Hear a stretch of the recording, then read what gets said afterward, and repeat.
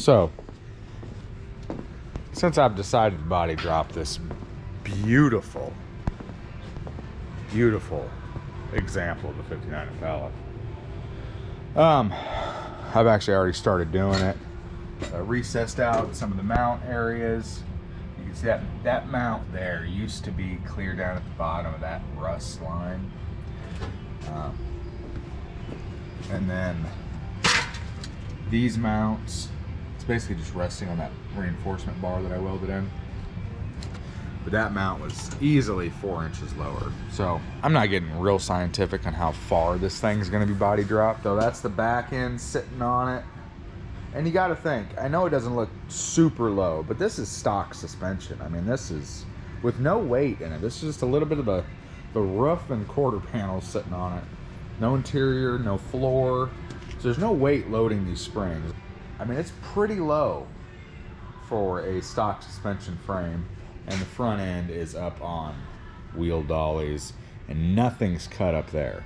So the car is just kind of tail dragging right now. And you can see what I got going on with the rear bumper. I cut the frame stub off of the old frame, and I just have the frame stubs clamped underneath of the new frame, and that's what gives us the bumper. Now the bumper is actually raised up a little bit because you can see if we actually put the bumper right where it wants to be, or it's supposed to be, right on that frame rail, I mean, the bumper would be covering up the taillights. That's how much of a difference there is back here now. And even right now, the bumper being up so high, you know, we got issues, but we'll figure it out as we go. So I'm gonna drop the front, which there's a few things to worry about when you're dropping the front. That's the body mount right there. So what I think I'm gonna do is cut this out here to allow it to drop down. I'm also gonna have to notch it out down there on the bottom of the firewall for the frame rail to roll under. So let's just use my favorite tool and move some metal. Boom, mount's gone. As you can see up here, it's not really sitting right on there anyway. So I'm gonna try to drop the lift and see if we get a little bit of lowering action out of it. Get this out of the way.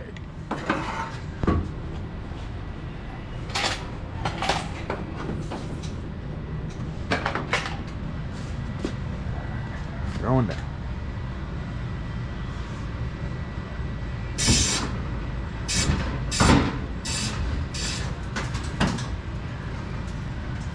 Go real easy. There. That's better. Cool. You're on your bracket. Your bracket there. Yes. I think that shouldn't be holding it up. I think now that's touching here. That's good.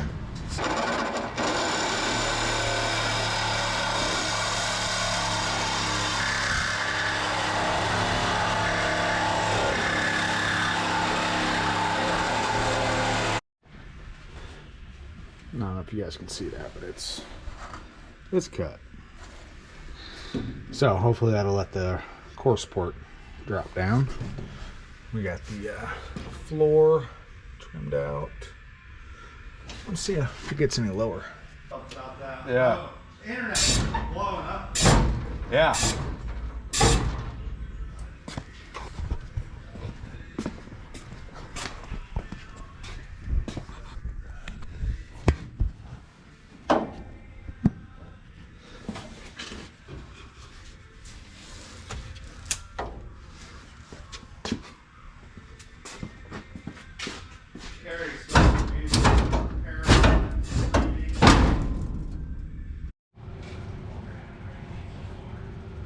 there it is.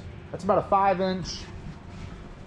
It's about a 5-inch body drop on stock suspension. So keep in mind, there is no weight in this car at all. It has no floor, no seats, no nothing, no motor, no tranny, and it's on full stock, brand new coils. So this is as high as that car is ever gonna be.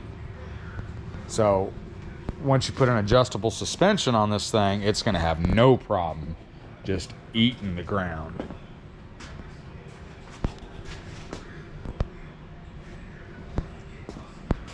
Because it might not look, you know, super low to some people right now. This is me, 6 foot, standing here, and I gotta reach down for the handle. So that's pretty low for a car with no weight. Yeah, I think that's as low as I need it to go before we start, you know, dropping the suspension. So I'm gonna build some body mounts off of this and get this body attached to this frame a little bit better, brace it up, and I'm probably gonna end up taking a break because I need this stall for some customer work. But yeah, I'm glad to have it on a frame now. Looking pretty cool. Had somebody try and talk me into taking this motor, putting it in this thing, which sounds like a cool idea.